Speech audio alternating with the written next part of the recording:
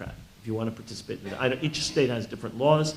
In most states, you have to register within the party you want to vote for in the primaries. And then you have to vote in the primaries, and then it's terribly boring. I know, come back in November and vote again.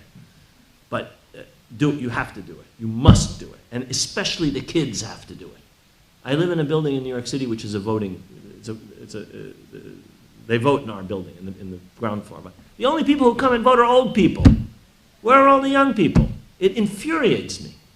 The young people are the ones, you young people are the ones for whom the future is important. The future is not important for us. Our future is past. We're old. Doesn't matter what happens. Climate change, it's you who are going to be affected.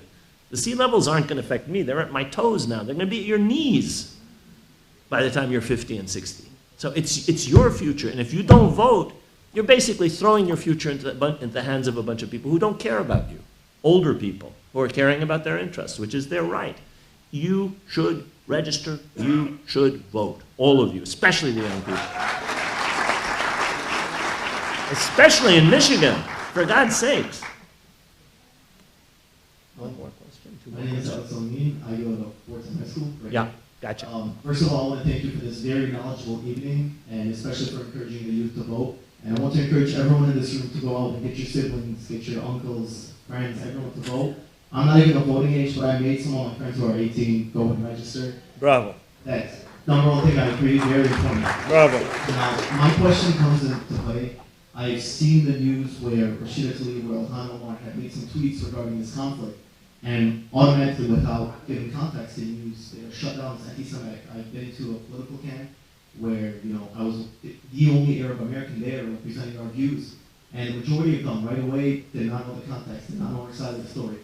So how do we go about getting past that barrier of being shut down as anti-Semitic, even though Arabs and many Middle Easterns are Semites themselves? Right. And are you optimistic that we can pull those people, rather than get our own numbers to rise up on campuses 200 against the speaker or 4, are you optimistic that we can pull those people to our side so that they can see the injustices of the conflict, the full context? I mean, I am optimistic, but it takes something that's hard for young people to appreciate sometimes, which is it takes a certain amount of political wisdom. Now, when I was young, I was not politically wise. So, I'm saying to people who are your age and in their early 20s to do something I wasn't capable of doing. I was very radical. I didn't listen to anybody. I was foolish. I made mistakes. I was extreme. I'm not regretting what I did, but in the context of today, I think that what you need to do is to understand you have to win people over. That doesn't mean compromising your principles. That doesn't mean in any way saying things you don't believe, but it's absolutely essential. We're not a majority, but together with other people who have shared interests with us, we are part of a majority, but we have to be able to speak to those people. We have to learn how to speak to those people. One of the things that means is we have to learn the facts. I mean, read my books, there are many other books out there. You have to do a little bit of self-education and go a little bit beyond Wikipedia, okay? I have nothing against, I think that the fact that people your age have access to what's available through social media and on the web means that you're infinitely more informed than your elders. You know much more about the world. But you actually have to drill a little bit deeper than that if you want to go toe-to-toe with people who are trained to argue a false case. To argue our case, you have to study a little bit. I mean, you have to become a PhD in Palestine studies. You just have to do a little bit of work. And that's not that hard, but it's essential. So the first thing is to understand that you have to build coalitions, and you have to come together with groups that share some things with you. And the second thing you have to do is you have to learn how to argue the case. You have to argue against this ridiculous anti-Semitism, slander. You have to argue against some of the ludicrous claims that they'll make about the Palestinians or about Israel. There's no Palestinian people or whatever. And there are many, many books you can read on this. There are things that are much lighter than books. You don't have to read a whole book. But you have to basically inform yourself in order to carry on this argument, whether in your summer camp or in your dorm room or whether on campus or whether in your workplace or wherever it may be. You gotta, I said lawyer up, you gotta sort of, school yourself at the same time to have the right arguments. Because I've been listening to their arguments since I was a kid. I was born in New York City. I grew up in New York City. I know their arguments better than they do. And they've shaped them and fine-tuned them for generations. And they're actually not that hard to defeat, but you have to know what to say. I don't think it's that hard, but you have to actually put the time in to do those things. More? Yes. Right here on the right side, your way. I am AlKhaldi.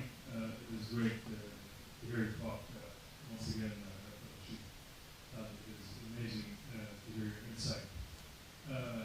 When Netanyahu and Trump, so-called our president, were at the White House, Ramallah was insisting that we do not want to go back to Safad and Akka and Tabariya. At the same time, Netanyahu was talking about Judea and Samaria. Is it now time for some radical ideas that I, as a Palestinian from Tabariya, that I want to go back to Tabariya and I don't want to go back to Ramallah, and that we as Palestinians, we should stop talking about Palestine over the 1967 borders and talk about East Jerusalem, and that Israel as a racist state does not have the right to exist? Do we need to start upping the ante and raising our expectation, and then probably talk from that position instead of talking from insisting that security cooperation and going to Safad is out of the question, and the return of the refugees is not, I mean, why is it that we, even as Arab Americans, as Palestinian Americans, are still clinging to that idea that, oh, Palestine over the 1967 border, and that refugees should not be allowed to return and all that? I mean, the part of the talk that I left out refers to the last section of the book, where I say that the only solution is going to be one in which there's absolute complete equality of rights, whether it's a one-state or a multi-state or a cantonal or whatever kind of solution. You cannot have a solution in which one person can say, my cousin from Brooklyn can become a citizen, and I can't live in the country where my ancestors live. It's out of the question, wherever I come from. My grandfather grew up in Jaffa, or lived in Jaffa at the end of his life. Our family home is on the ruins of our family home is on the cover of the book. That it's out for sale upstairs. There's absolutely no reason why that's not my property and the property of my cousins, and why I shouldn't have the right, if I want to fix it, to live there. So I completely agree with you. There has to be, whatever solution. I personally think it's going to be impossible to partition Palestine into two states. I don't see how that can be done. And I think we should have a broad and expansive debate about what our national objective should be. I personally would argue for complete equality. I personally don't care how it's achieved, personally. I want to have the same rights as any Jew in Palestine. I want to have the same national rights, the same political rights. I would argue it's best served within a single political system.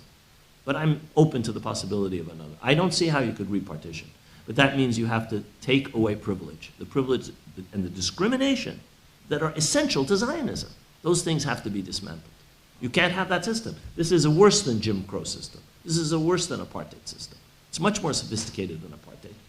And it's much more systematic than Jim Crow was in the US South, up to the Civil Rights Act. All of that has to be dismantled.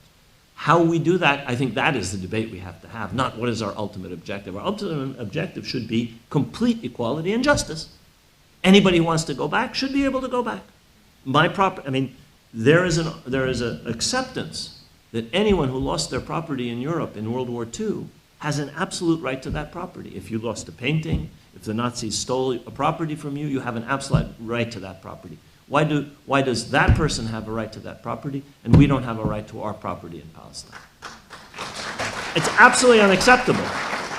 What it means is some people are super people and the rest of us are sub people. That's not acceptable. And that's the basis of Zionism. That's what they're arguing. And but the point is that has to be analyzed and explained to people. You can't just make it into a slogan. You know, this is apartheid. You have to explain why, how Zionism essentially means the supremacy of one people over another people, and that people supplanting the indigenous population in their own country.